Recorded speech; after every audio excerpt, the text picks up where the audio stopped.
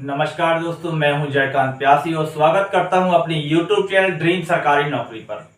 आज हम पढ़ने वाले हैं मध्य प्रदेश के जिलेवार जीके के बारे में। हम एक एक जिला करके क्रम से पढ़ेंगे, एक एक संभाग लेंगे और संभाग में जितने भी जिले हैं उनको विशेष रूप से अध्ययन करेंगे। यदि आप मेरे इस चैनल पर नए हैं तो आप चैनल को सब्सक्राइब कर लें और वीडियो को लाइक करें। कमेंट करके आपको ये जरूर बताना है कि वीडियो आपको कैसा लग रहा है। मैं भी Madhya Pradesh police, Indian railway ये एग्ज़ाम को क्वालिफाइड किए हुए हूँ, तो मैं अपने एक्सपीरियंस के साथ आप लोगों को गाइड करता रहूँगा और जो भी परेशानी जाएगी उसको भी मैं सॉल्व करवाऊँगा। और कमेंट करके आपको जरूर बताना है कि आप किस एग्ज़ाम की तैयारी कर रहे हैं। और यह जितने भी लोग एमपी एग्ज़ाम की तैयारी कर रहे हैं उनके लिए यह वीडियो बहुत ही रामबाण होने वाला है, इसलिए वीडियो को अंत तक जरूर देखना है।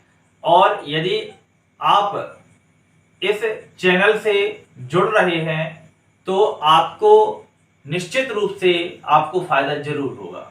चलिए, तो समय व्यर्थ ना नष्ट करते हुए हम शुरू करते हैं आज का वीडियो। चलिए फ्रेंड्स, हम शुरू करते हैं आज का वीडियो। और आज हम पढ़ने वाले हैं सागर संभाग के बारे में। आज हम जिलेवार प्रारंभ कर रहे हैं, जिसमें हम सबसे पहले पढ़ रहे हैं सागर संभाग को। तो चलिए देखते हैं सागर संभाग में कितने जिले हैं। सागर संभाग में 6 जिले हैं। सागर संभाग में 6 जिले हैं।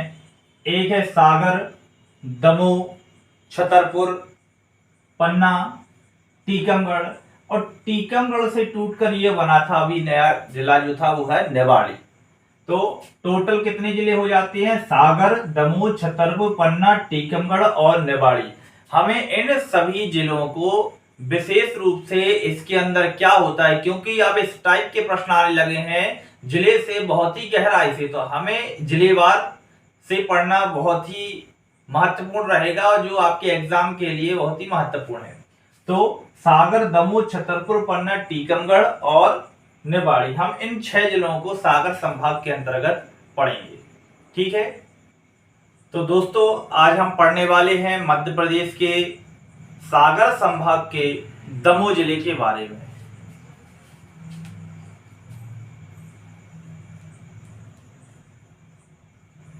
आज हम पढ़ेंगे दमोह जिले के बारे में। यदि हम बात करें इसका गठन कब हुआ था, तो दमोह जिले का गठन जो है यह हुआ था 1956 में। दमोह जिले का जो गठन है यह हुआ था 1956 में। और इसका यदि हम प्राचीन नाम की बात करते हैं, प्राचीन नाम बहुत सारे लोगों को पता भी होगा, जो प्राचीन नाम है वो था टुंडिकेर।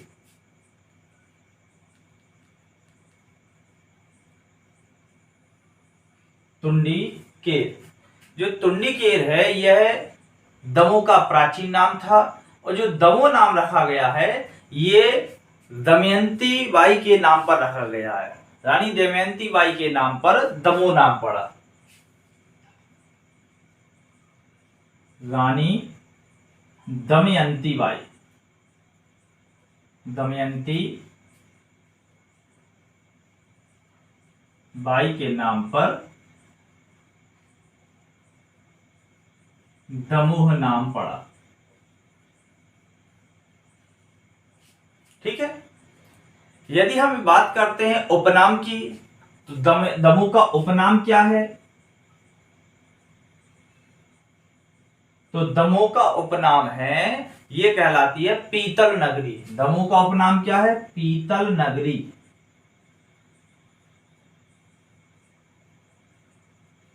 दमोह का उपनाम है पीतल नगरी। यदि हम बात करते हैं नदी की, तो यहाँ पर दो मुख्य रूप से दमोह में नदी बहती हैं। एक है सोनार और दूसरी है ब्यारमा। यदि हम बात करते हैं नदियों की, तो यहाँ पर दो नदी प्रमुख हैं। एक नदी है सोनार और दूसरी नदी है ब्यारमा। ये दमोह जिले की दो महत्वपूर्ण नदियां हैं। यदि हम बात करते हैं तहसीलों की कि तहसील कौन कौन सी है,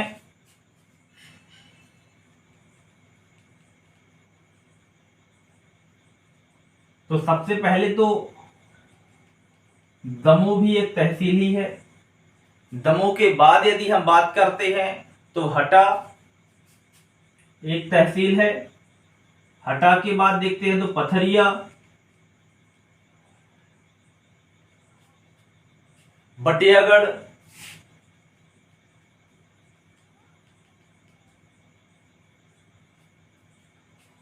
और यदि हम बात करते हैं तहसीलों में तो जवेरा, तेंदुखेड़ा, जवेरा, तेंदुखेड़ा और पटेरा। तो ये हमारी हो जाती हैं 7। तो 7 तहसील हैं दमोह जिले के अंदर। दमोह, हटा, पथरिया, बटियागढ़, जवेरा, तेंदुखेड़ा और पटेरा। और एक तहसील जो है यह प्रस्तावित है, अभी बनी नहीं है, जो है नौहटा। क्या है? नौहटा जो है यह प्रस्तावित है, लोगों के द्वारा प्रस्ताव रखे जा रहे हैं, लेकिन अभी यह बनी नहीं है। तो दमोह जिले के अंतर्गत 7 तहसील हैं। दमोह, हटा, पथरिया, बटियागढ़, जवेरा, तेंदुखेड़ा और पटेरा, और नौहटा जो है प्रस्तावित है। ठीक है। यदि वीडियो का कंटेंट आपको पसंद आ रहा है तो वीडियो को लाइक जरूर करना है, कमेंट करके जरूर बताएं कि वीडियो आपको कैसा लगा। चलिए आगे देखते हैं हम।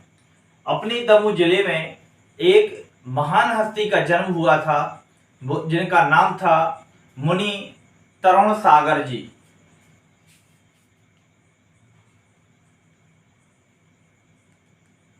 मुनि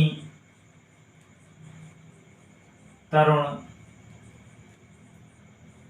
सागर जी, इनका जन्म हुआ था। इनका एक और नाम से ये फेमस है, जिनका नाम है पवन कुमार जैन। पवन कुमार जैन के नाम से ये फेमस हैं। इनका नाम तो था पवन कुमार जैन, और इनको लोग कहते थे तरुण सागर जी महाराज। तरुण सागर जी महाराज। यदि इनके जन्म की बात करते हैं, जन्म, तो इनका जो जन्म हुआ था वो दमोह जिले में हुआ था, और वो हुआ था 26 जून 1967 में। ये हुआ था 26 जून 1967 में इनका जन्म हुआ था। कहां पर हुआ था? तो ये दमोह में ही हुआ था। और इनकी जो मृत्यु हुई है, ये हुई है आपके 1 सितंबर 2018 में। 1 सितंबर 2018। 1 सितंबर 2018 में। 1 सितंबर 2018 में ये इनकी मृत्यु कहां पर हुई है? ये हुई है मृत्यु दिल्ली में। मृत्यु दिल्ली में हुई है। यदि हम बात करते हैं इतने फेमस क्यों हैं, तो कड़वे प्रवचन के लिए। कड़वे प्रवचन के लिए इनकी प्रसिद्धि का कारण है। प्रसिद्धि का कारण क्या है? जो प्रसिद्धि का कारण है तो वो है कड़वे वचन। कड़वे वचन जो पुस्तक श्रृंखला है वो इन्हीं की है। कड़वे वचन पुस्तक श्रृंखला। यदि बात करते हैं ये इनकी मृत्यु कहां कैसे हुई है, तो दिल्ली में मृत्यु हुई है, और यह पीलिया बीमारी के कारण, पीलिया रोग से ग्रसित थे, जिस कारण से इनकी मृत्यु हुई। तो ये जो थे पीलिया बीमारी के कारण, पीलिया बीमारी के कारण। ठीक है। चलिए हम आगे देखते हैं। लोकसभा सांसद, दमोह से जो लोकसभा सांसद हैं वो है प्रहलाद पटेल जी। लोकसभा सांसद जो है वो है प्रहलाद पटेल जी। और इस लोकसभा सांसद जो सीट थी इसका गठन हुआ था 1962 में। 1962 में लोकसभा सीट का गठन हुआ था।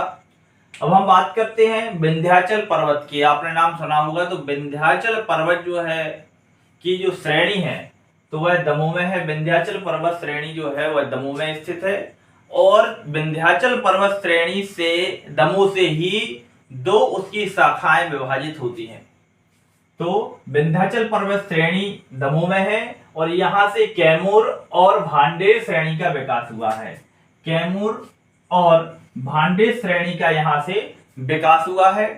यदि हम बात करते हैं विंध्याचल श्रेणी की सबसे ऊंची चोटी, विंध्याचल पर्वत की सबसे ऊंची चोटी वो है गुडविल या इसी को बोलते हैं सद्भावना। यह मध्य प्रदेश के दमोह जिले में है और जो संग्रामपुर में स्थित है। इसकी यदि हम ऊंचाई की बात करते हैं तो इसकी ऊंचाई है 752 मीटर। 752 मीटर इसकी ऊंचाई है। जब हम दमोह से जबलपुर मार्ग पर जाते हैं तब हमें यह जो सबसे ऊंची चोटी है हमें गुडविल पीक देखने को मिलती है। हम बात करते हैं संग्रामपुर घाटी से 1866 में, संग्रामपुर घाटी से 1866 में हमारे लिए नवपाषाण कालीन अवशेष प्राप्त हुए हैं। 1866 में नवपाषाण कालीन अवशेष प्राप्त हुए हैं। कहां से? संग्रामपुर से, संग्रामपुर की घाटी से। और तहसील हटा के, दमोह जिले की जो हटा तहसील है तो हटा तहसील के ग्राम सकौर से गुप्तकालीन 24 स्वर्ण मुद्राएं प्राप्त हुई है, जो ये बताती हैं कि गुप्त काल की स्वर्ण मुद्राएं हैं। ठीक है, तो ये जानकारी हमें दमोह से मिलती है। चलिए देखते हैं हम आगे। तो नौहटा जो है यह चंदेल शासकों की राजधानी रहा है। देखिए कहते हैं करत करत अभ्यास से जड़मत होत सुजान और रस्सी आवत जात है तो सिल पर परत निशान। यदि हमें सफलता पानी है तो बार बार निरंतर प्रयास करना पड़ेगा। तो हम देखते हैं जो दमोह जिले में नौहटा आता है तो नौहटा जो है चंदेल शासकों की राजधानी रहा है। दमोह जिले की बटियागढ़ तहसील से बटियागढ़ अभिलेख हमें मिलता है। तो बटियागढ़ अभिलेख में गयासुद्दीन तुगलक और उसके पुत्र मोहम्मद बिन तुगलक का नाम मिलता है। हमें मोहम्मद बिन तुगलक का उल्लेख भी मिलता है। और यदि हम बात करते हैं, आप देख रहे होंगे बटियागढ़ अभिलेख में दिल्ली का जो नाम है वह जोगनीपुर मिलता है। तो दिल्ली का हमें एक अन्य नाम पता चलता है जोगनीपुर। ऐसे ही क्वेश्चन कई बार पूछ लिए जाते हैं और जो हमसे नहीं बनते हैं, क्योंकि अब एग्जाम जो है महीनों चलते हैं तो व्यापम के पास भी क्या होते हैं, क्वेश्चन खत्म हो जाते हैं, तो इस टाइप के क्वेश्चन पूछ लिए जाते हैं। तो बटियागढ़ अभिलेख में दिल्ली का नाम जोगनीपुर मिलता है। जबीरा का गुंबद, जबीरा का जो गुंबद है यह रीवा पन्ना पठार के अंतर्गत आता है। जबीरा का जो गुंबद है वो कहां पर पड़ता है? रीवा पन्ना पठार में आता है। और इसी पहाड़ी पर रानी दुर्गावती का भी महल है। तो पूछा जा सकता है कि रानी दुर्गावती का महल कहां पर है? तो वो है रीवा पन्ना के पठार में आता है। ठीक है, चलिए हम आगे देखते हैं। तो 1923 में जबलपुर में हुए झंडा सत्याग्रह में, जब 1923 में झंडा सत्याग्रह हुआ था, ये कहाँ हुआ था? जबलपुर में। तो सर्वप्रथम जो वहां पर झंडा फहराया गया था तो वो दमोह के प्रेमचंद उस्ताद के द्वारा फहराया गया था। तो ये बहुत ही आईएमपी फैक्ट है। तो 1923 में जबलपुर में हुए झंडा सत्याग्रह में सर्वप्रथम झंडा दमोह के प्रेमचंद उस्ताद ने फहराया था। ये अपने आप में एक फैक्ट है। देश का पहला पुरातत्व पार्क, देश का पहला पुरातत्व पार्क जो है यह दमोह के संग्रामपुर में है। दमोह के संग्रामपुर में है। फिर हम देखते हैं पान के सर्वाधिक बाग, पान के सर्वाधिक जो बाग हैं यह कहां पर हैं? दमोह में है। सर्वाधिक पान दमोह में है। बाग की बात की जा रही है यहाँ पे, ये ध्यान रखना है। प्रदेश में सर्वाधिक बाल श्रमिक मतलब जो बच्चे रहते हैं जो सबसे ज्यादा काम करते हैं, तो मध्य प्रदेश में सर्वाधिक बाल श्रमिक जो हैं यह मध्य प्रदेश के दमोह जिले में है। ठीक है, इसके बाद हम बात करते हैं औद्योगिक केंद्रों की। तो अमानपुरा औद्योगिक केंद्र और चर्म शोधन उद्योग यह मध्य प्रदेश के दमोह जिले में है। कौन कौन से? एक अमानपुरा औद्योगिक केंद्र और दूसरा है चर्म शोधन उद्योग। इसके बाद हम देखते हैं 2019 में हटा में श्रीनिवासन ग्रुप द्वारा सीमेंट फैक्ट्री स्थापित की गई। 2019 में हटा के पास श्रीनिवासन ग्रुप द्वारा सीमेंट फैक्ट्री स्थापित की गई। यदि आपको वीडियो का कंटेंट पसंद आ रहा है तो वीडियो को लाइक जरूर करना है और कमेंट करके आपको जरूर बताना है कि वीडियो आपको कैसा लग रहा है। चलिए हम देखते हैं डायमंड सीमेंट फैक्ट्री। जो डायमंड सीमेंट फैक्ट्री है इसकी निजी हवाई पट्टी भी है। डायमंड सीमेंट फैक्ट्री की जो फैक्ट्री है उसकी निजी मतलब स्वयं की हवाई पट्टी भी है, जहां पर स्वयं का प्लेन भी उतारा जा सकता है। यदि हम बात करते हैं माई सेम का ही नाम क्या है? डायमंड है। ठीक है, डायमंड से बहुत सारे लोग परिचित नहीं होंगे, तो डायमंड का ही नाम क्या है? माई सेम सीमेंट है।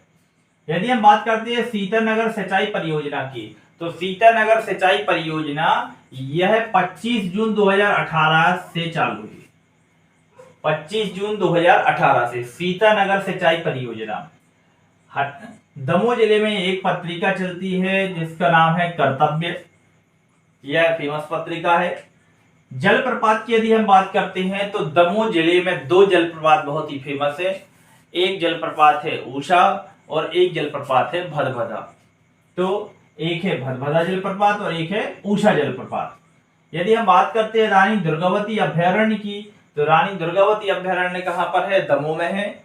और इसकी जो स्थापना यह हुई थी 1997 में।